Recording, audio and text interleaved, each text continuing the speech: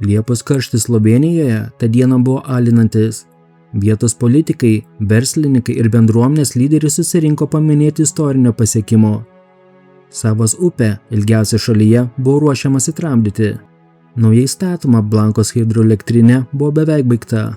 Tai buvo modernios Slovėnijos pažangos simbolis. Norėdamas pažymėti šį projektą, Sevnicos miesto meras ir parlamento narys Kristijanas Jansas suorganizavo pramoginį plaukimą baidarėmis. Žygis buvo pavadintas simboliškai ir, kaip paaiškėjo vėliau, kraupiai pranašiškai – paskutinis nusileidimas. Tai turėjo būti paskutinis kartas, kai žmonės laisvai plaukė šią upės atkarpą prieš ją visam laiku užliejant ir užblokuojant užtvankos vartais. Į vandenį nuleidžiami 4 laivai, 31 dalyvės. Vos po kelių valandų keli iš šių laivų virs sudraskytomis medžio ir plastiko nuolaužomis, o 13 Slovėnijos elito narių bus įtraukti į mirtiną betoninį sūkurį, iš kurio išsigelbėti nebuvo jokių šansų. Kas lėmė šią sunkiai suvokiamą klaidą? Kodėl patyrę, suaugę žmonės ignoravo griežtus saugos įspėjimus ir patys plaukė į mirties spąstus? Šiandieną mes apžvelgsime pačią baisiausią vandens nelaimę moderniosios Slovėnijos istorijoje. Slovėnija po nepriklausomybės atgavimo 1991 metais išgyveno ekonominį pakilimą. Vienas didžiausių strateginių šalies tikslų buvo energetinė nepriklausomybė. Savos upė, tekanti per šalį, turėjo milžinišką hidroenergetinį potencialą. Buvo suplanuota ištisa hidroelektrinių kaskada. 2008 metų vasarą viena iš tokių elektrinių, Blanca, buvo baigiamajame statybų etape. Projektas buvo milžiniškas, 42 MW galios elektrinė turėjo pakelti vandens lygį ir visiškai pakeisti vietos kraštovaizdį. Vietos gyventojams ir politikams tai buvo milžiniška pergalė. Kristijanas Jansas buvo vienas didžiausių šio projekto rėmėjų ir variklių. Jansas buvo charizmatiškas, mylimas bendruomenės lyderis, neseniai išrinktas ir į šalies parlamentą. Jis norėjo, kad Liepos 3 įsimintų visiems. Tad planas buvo paprastas – susirinkti popietę apie 16 valandą, sėsti į didelę kanoją ir plaukti upės atkarpą nuo Sevnicos iki Brestanicos. Tačiau čia iškilo esminė problema.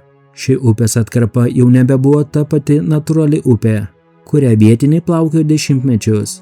Jos viduryje stovėjo monstras – nebaigta statyti hidroelektrinė su atvirais užtvankos vartais. Prieš žygį projekto inžinieriai ir statybos bendrovės vadovai griežtai vienareikšmiškai perspėjo organizatorius. Plaukti pro pačią elektrinę yra griežtai draudžiama. Tai statybų aikštelė, vandens srovės ten yra neprognozuojamos ir mirtinos. Planas reikalavo, kad likus keliams šimtams metrų iki užtvankos visi laivai prisišvartuotų prie kranto.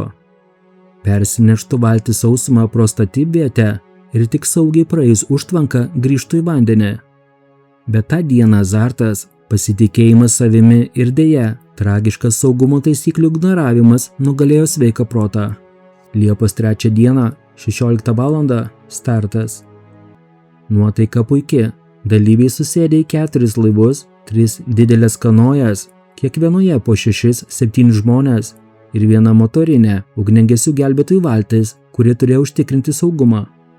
Tačiau pirmoji lemtinga klaida įvyko dar prieš atsiriant nuo kranto. Organizatoriai visiems pasiūlė gelbėjimus liemenės. Iš 31 dalyvio liemenės užsidėjo tik tais 2. Dauguma numojo ranka, juk upė gili, rami ir visi jie suaugę, mokantis plaukti. Tai buvo pirmoji grandis fatališkų klaidų grandinėje. Apie 17:30 minučių likę laivai priartėjo prie Blankos hidroelektrinės. Pagal pirminį planą jie turėjo sukti link dešiniojo kranto ir išlipti. Čia įvyko kažkas, kas iki šiol tyrėjams kelia šiurpą. Likus keliems šimtams metrų, kanojose sėdintys žmonės pradėjo ginčytis. Žiūrint iš toli, iš vandens lygio, nebaigtos užtvankos slenkstis atrodė kaip nedidelė, smagi upės rėva ar upelio slenkstis. Vanduo atrodė tiesiog greitai tekantis.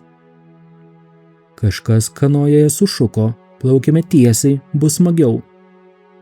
Trečiajame laive buvę gretimo miesto meras, ir jo įgula griežtai atsisakė rizikuoti. Jie sušuko likusiems: "Sustokite, tai beprotybė!" Ir jų kanoja pasuko link kranto. Ugniagesių motorinė valtis taipogi liko saugiu atstumu.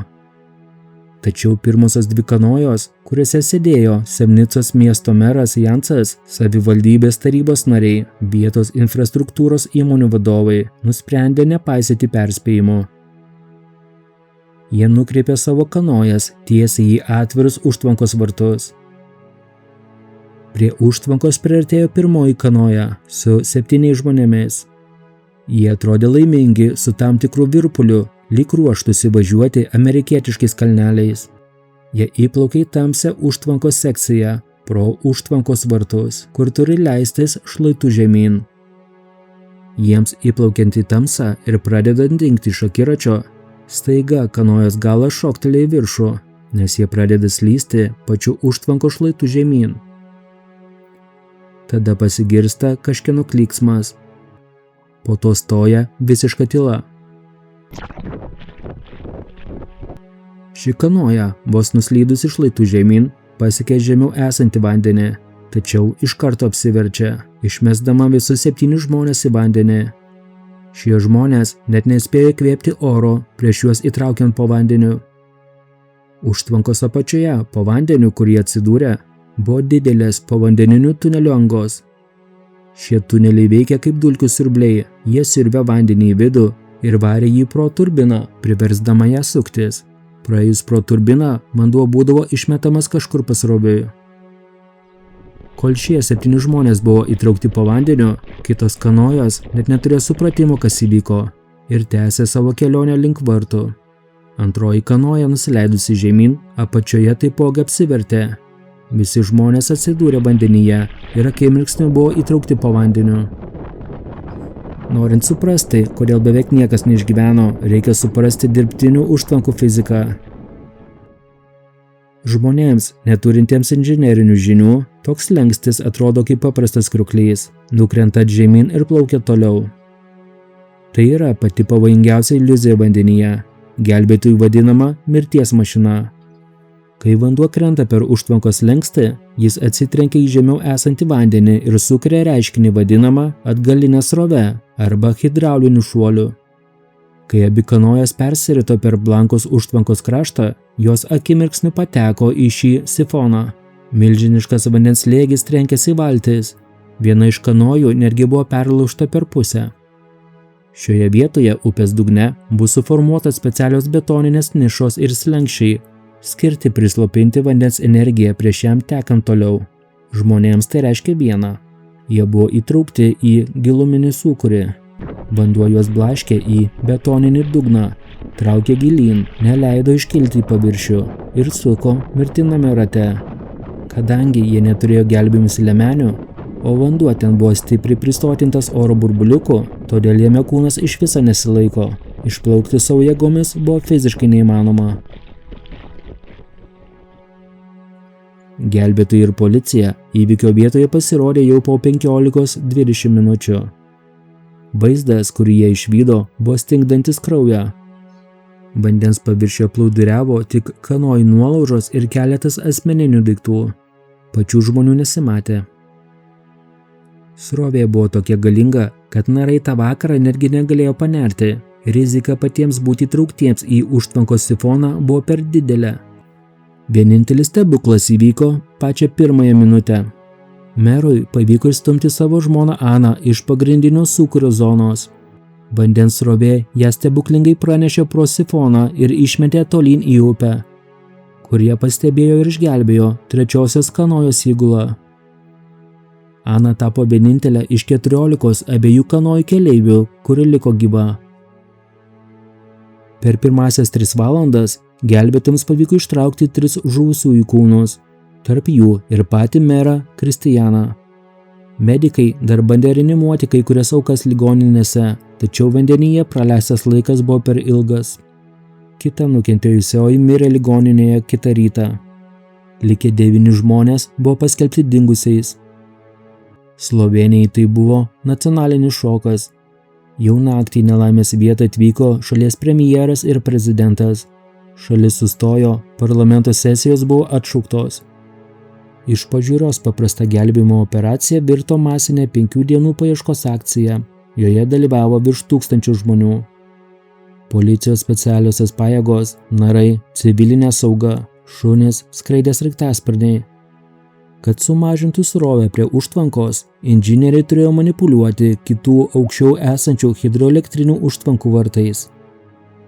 Upė ir toliau pamažu atidavinėjo aukas. Liepos 5 ir 6 dienomis buvo rasti Senicos vicemero, tarybos narių ir Blankos bendruomenės pirmininko kūnai. Paieška nusidriekė 10 km pasroviui. Paskutinė, 13 auka, buvo rasta tik Liepos 7 vakarą Kroatijos teritorijoje, netoli Samoboro miesto, nutolusiame netgi 25 km nuo nelaimės vietos. 2008 Liepos 8 diena Slovėnijoje buvo paskelbta kaip nacionalinio gedulo diena. Tai buvo ta pati diena, kai Semnicos merui turėjo sukakti 48 metai. Vietoj gimtadienio šventės miestas jį ir kitus bendruomenės lyderius palydėjo į paskutinę kelionę. Vienas vienintelis neapgalvotas sprendimas akimirksniu nukirto regiono politinį ir administracinį elitą. Po nelaimės kilo daugybė diskusijų, kas kaltas. Ar statybvietė buvo pakankamai aptverta? Ar buvo galima užkirsti tam kelią techniškai? Tačiau tyrimo išvados ir teismas buvo negailestingi. Griežti saugos instruktavimai buvo atlikti, ženklai sudėti, o žygio dalyviai buvo asmeniškai įspėti. Teismas po 4 metų atmetė žuvusiųjų artimų ieškinį, pripažindamas, kad suaugę sąmoningi žmonės patys prisiėmė šią riziką ir padarė kritinę žmogiškąją klaidą. Šiandien Blankos hidroelektrinė veikia pilnu pajėgumu, ramiai generuodama žaliąją energiją Slovėnijos namams. Tačiau po šiuo ramiu vandens paviršiumi slypi 13 gyvybių istorija. Tai pamoka užrašyta pačia brangiausia kaina. Gamta ir fizika neturi pagarbos statusui, pareigoms ar politiniai galiai. Vandenyje mes visi esame vienodai pažeidžiami. Ir kartais riba tarp linksmos avantūros ir negrįžtamos tragedijos yra vos už kelių metrų nuo kanojos priekio. Saugokite save vandenyje. O dabar ačiū, kad žiūrėjote ir iki susitikimo kitame įdomiosios dokumentikos video. Patinka įdomioji dokumentika ir norite daugiau kokybiško turinio, ne tik apie mūsų supantį pasaulį, bet ir apie Lietuvos istoriją? Prisidėkite prie turinio kokybės gerinimo, mus paremdami per Contribui platformą. Nuorodas rasite po kiekvieno video aprašymo. Taipogi galite prisidėti per YouTube ačiū funkciją, pasirinkdami paramos sumą. Jūsų palaikymas leistų mums tobulėti ir vystyti įvairiausių video projektus, tokius kaip Lietuvos miestų istorija. Pažinkime mūsų supantį pasaulį kartu su įdomiaja dokumentika.